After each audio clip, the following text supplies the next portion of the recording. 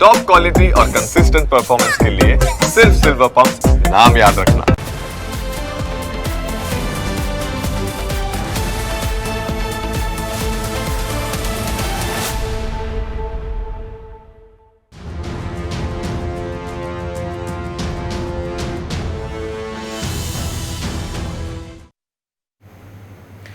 રાજ્યમાં ધર્માંતરણનો ધંધો ખૂબ ઝડપથી વિસ્તરી રહ્યો છે. ગરીબ હિન્દુ પરિવારોને ટાર્ગેટ કરીને યેનકેન પ્રકારે ધર્મ પરિવર્તન કરવામાં આવી રહ્યું છે. તેના કારણે મુસ્લિમ અને ખ્રિસ્તી ધર્મના લોકોની સંખ્યા ખૂબ વધી રહી છે.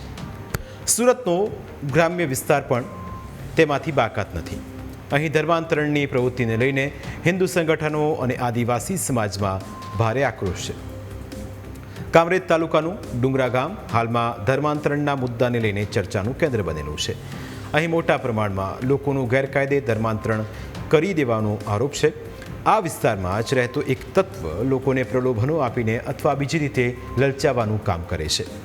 આરોપી છે કે ગામમાં રહેતા હળપતિ અને આદિવાસી સમાજના 25 જેટલા લોકોને ખ્રિસ્તી ધર્મમાં પરિવર્તન કરી દીધું છે. ઘટનાની જાણ થતાં જ આદિવાસી સમાજના અગ્રણીઓ અને હિન્દુ સંગઠનો એક્શનમાં આવ્યા છે.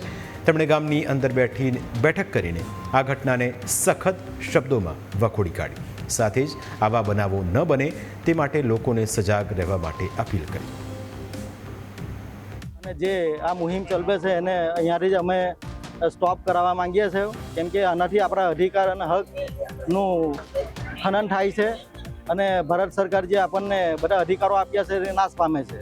તો બધા ભાઈઓને ગેરમાર્ગે ન દોરાય અને આપણો જે પરંપરાગત જે સંસ્કૃતિ છે આદિવાસી સમાજની એ જળવાઈ રહે એ હેતુ માટે બધાને ભેગા કરી અને બધાને માર્ગદર્શન આપવામાં આવ્યું.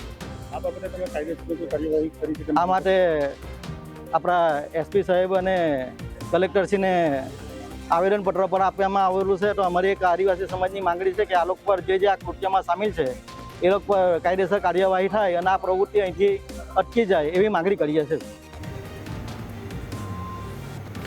આ મામલે ફક્ત વિરોધ જ નહીં પરંતુ કાયદાકીય પગલાં લેવા માટે પણ ઉગ્ર માંગ કરવામાં આવી છે. અગ્રણીઓ દ્વારા સુરત જિલ્લા કલેક્ટર અને જિલ્લા પોલીસ વડાને રૂબરૂ મળીને એક વિસ્તૃત આવેદનપત્ર સોંપવામાં આવ્યું, જેમાં માંગ કરવામાં આવી કે ગરીબ અને ભોળા આદિવાસી લોકોને નિશાન બનાવી ધર્માંતરણ કરાવનાર મુખ્ય તત્વો સામે તાત્કાલિક કાયદેસરની કાર્યવાહી કરવામાં આવે, જેથી ભવિષ્યમાં આવી પ્રવૃત્તિઓ પર રોક લગાવી શકાય. ગરીબ આદિવાસી હળપતિ સમાજના ભોળા લોકોને લોભ લાલચ આપી અને ગેરકાયદેસર રીતે ખોટી રીતે ગુજરાત સરકારના ધર્માંતરણના કાયદાનો ભંગ કરી અને 25 જેટલા પરિવારને ખ્રિસ્તી બનાવ્યા છે.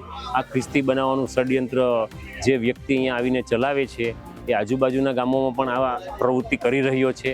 તો એની સામે સરકારે ધર્માંતરણના કાયદા હેઠળ કાર્યવાહી કરી અને સખત રીતે એને તાત્કાલિક ધોરણે જેલમાં નાખવો જોઈએ અને એને સજા કરવી જોઈએ એવી અમારી ખાસ માંગણી છે. આખા પ્રકરણમાં હવે વહીવટીતંત્ર અને પોલીસ કોઈ કાર્યવાહી કરશે કે કેમ તે એક મોટો પ્રશ્ન છે. પરંતુ દક્ષિણ ગુજરાતમાં ધર્માંતરણનો આ ખેલ છેલ્લા ઘણા સમયથી ફૂલ્યો ફાલ્યો છે. ગરીબ આદિવાસીઓને ટાર્ગેટ કરીને તેમને લાલચ આપવામાં આવે છે. આખો ખેલ કેવી રીતે ચાલે છે તે અમે તમને જણાવીશું. પરંતુ ચોંકાવનારી વાત એ છે કે કયા જિલ્લામાંથી કેટલા લોકોએ એક વર્ષ દરમિયાન ધર્માંતરણ કર્યું તેનો કોઈ સત્તાવાર ડેટા જાહેર કરવામાં આવ્યો નથી, જેના કારણે એ વાતનો ખ્યાલ નથી આવતો કે કેટલા હિન્દુઓએ મુસ્લિમ ધર્મ અંગીકાર કર્યો અને કેટલા લોકોએ ખ્રિસ્તી ધર્મ અપનાવ્યો.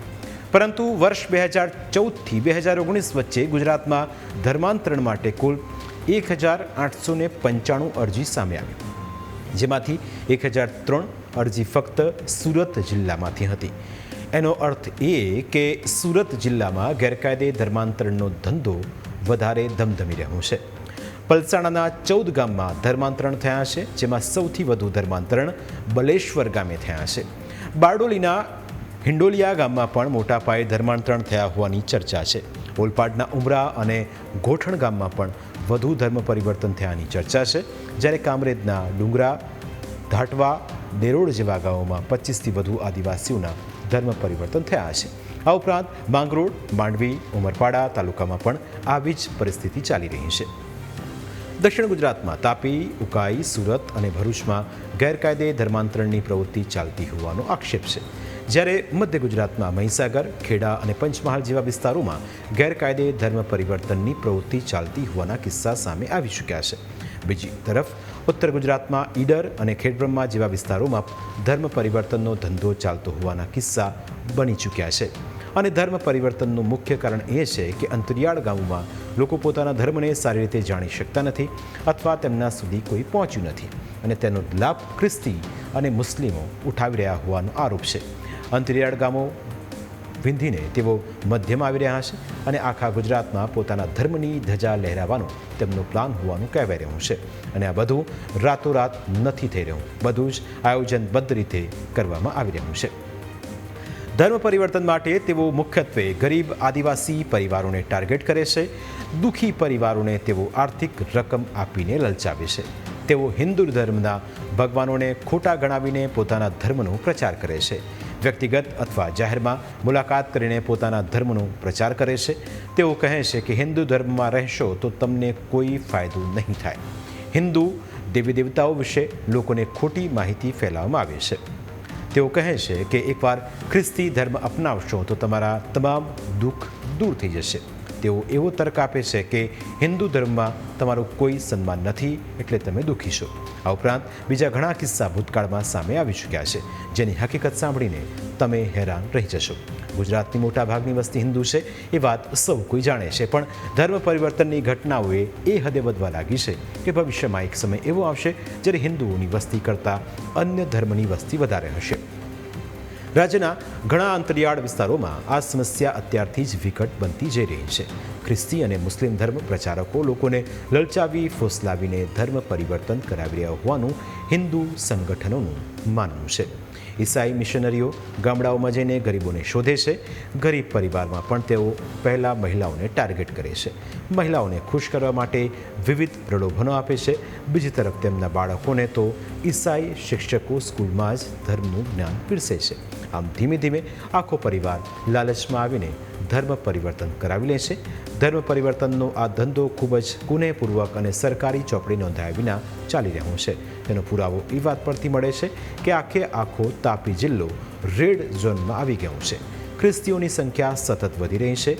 અમે તમને પહેલાં પણ જણાવ્યું હતું અને અત્યારે પણ જણાવી રહ્યા છે.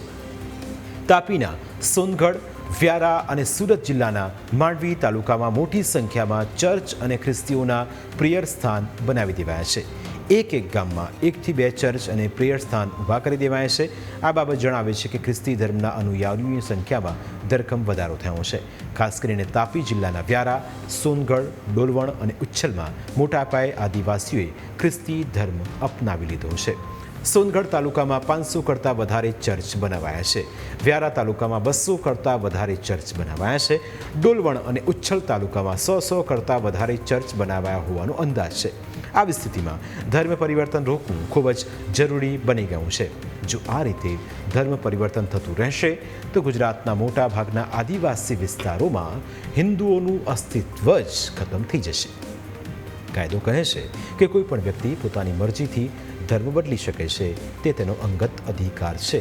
પરંતુ આપણે એ પણ સમજવું જોઈએ કે કાયદો એ પણ કહે છે કે ધાકધમકી કે લાલચ આપીને કોઈનું ધર્માંતરણ કરી શકાતું નથી. પરંતુ તાપીમાં જો રીતસર લાલચ આપીને જ ધર્માંતરણ કરવામાં આવતું હોવાના સ્થાનિક હિન્દુ સંગઠનોનો દાવો પણ છે. ઈસાઈ મિશનરીઓ કેવી લાલચ આપે છે કે ખ્રિસ્તી ધર્મ અપનાવશો તો તમે સુખી થઈ જશો. પરંતુ જ્યારે એ જાણી લેવું જોઈએ કે ધર્મ બદલવાથી કોઈ સુખી સંપન્ન નથી થઈ શકતું. બધું જ કર્મને આધીન હોય છે. જો તમે સારું કર્મ કરશો તો તેનું ફળ પણ સારું જ મળશે. ભારતમાં મોટાભાગના લોકો હિન્દુ છે તો શું તેઓ દુઃખી છે? ના, દુઃખી કોઈ નથી. તમને એવું કહેવામાં આવે છે કે તમે દુઃખી છો. ઈસાઈ મિશનરીઓ તમને કહે છે કે તમે દુઃખી છો. તેઓ તમને દુઃખ દૂર કરવાની વાતો કરે છે, તમને લલચાવે છે. શરૂઆતમાં રૂપિયા આપીને તમને કહે છે કે જો તમે ખ્રિસ્તી ધર્મમાં જોડાશો તો તમને આ રીતે રૂપિયા મળતા રહેશે. તમારે ફક્ત ધર્મનો પ્રચાર કરવાનો રહેશે. વધારેમાં વધારે લોકોને ધર્મમાં જોડવાના રહેશે. ઈસાઈ મિશનરીઓ તમને કહેશે કે તમારા દુઃખ દૂર થયા હોવાની જાણકારી તમારા જેવા બીજાને પણ આપો, જેથી તેઓ પણ ધર્મમાં જોડાય. આ એક નેટવર્ક માર્કેટિંગ જેવી સ્ટ્રેટેજી છે અને આ જ રણનીતિથી તેઓ લોકોનું બ્રેન વોશ કરાવે છે. પરંતુ તમારે આવી કોઈ લાલચમાં આવવાની જરૂર નથી. જો તમને કોઈ દબાણ કરે તો સીધો જ પોલીસનો સંપર્ક કરો અથવા હિન્દુ સંગઠનોનો સંપર્ક કરો, જેથી તમે આ ધર્મ પરિવર્તનની જાળથી બચી શકો. હિન્દુઓએ જાગવાની જરૂર છે અને એ સમજવાની જરૂર છે કે તેમના હિન્દુ ધર્મની અંદર કેટલી સારી સારી વાતો લખેલી છે. કારણ કે મુસ્લિમ હોય કે ખ્રિસ્તી, ખેલ અહીં આખી ડેમોગ્રાફી બદલી નાખવાનો છે. શું તમે ત્યારે જાગશો જ્યારે તમારા જ વિસ્તારમાંથી કોઈ મુસ્લિમ કે ખ્રિસ્તી ધારાસભ્ય ચૂંટાશે? જો આવું ન થવા દેવું હોય તો તમારી પાસે અત્યારે જ સમય છે.